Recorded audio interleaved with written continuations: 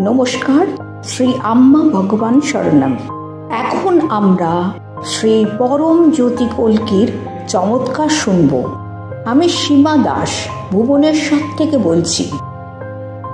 আমরা আর্থিক সমস্যায় জর্জরিত ছিলাম, ফলে ভবিষ্যৎ নিয়ে আমার মধ্যে নিরাপত্তাহীনতা ছিল।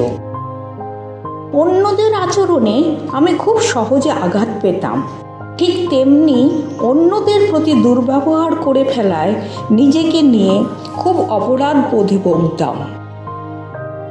আমি গভীরভাবে মানসিক যন্ত্রণার শিকার হয়ে পড়েছিলাম এবং হতাশাজনক স্থিতির মধ্যে দিয়ে যাচ্ছিলাম। আমার জীবনে সুখের কোনো অস্তিত্ব ছিল না, উপরন্তু নানান শারীরিক অসুস্থতা দেখা দিয়েছিল। মুক্তিমোক্ষ প্রক্রিয়া ও আনন্দ দীক্ষায় অংশগ্রহণ করে আমার জীবন পরিবর্তিত হয়। আমার মানসিক যন্ত্রণা ও শারীরিক অসুস্থতা, ভবিষ্যৎ নিয়ে অনিশ্চয়তার অনুভূতি, আঘাত ও অপরাধ বোধ সবই বহুলাংশে প্রশমিত হয়।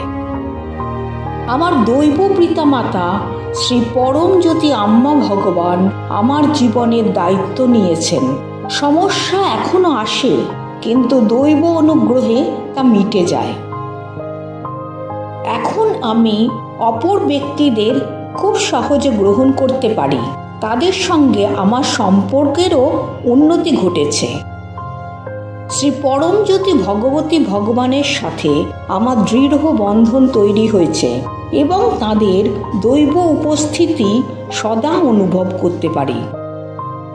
আমি এখন শর্তহীন আনন্দ ও জীবনে শান্তি অনুভব করি। আমার জীবনে অপরূপ পরিবর্তন নিয়ে আসার জন্য শ্রী পরম জ্যোতি ভগবতী ভগবানকে ধন্যবাদ জানানোর ভাষা আমার জানা নেই। তাদের চরণ কমলে কোটি কোটি প্রণাম নিবেদন করি।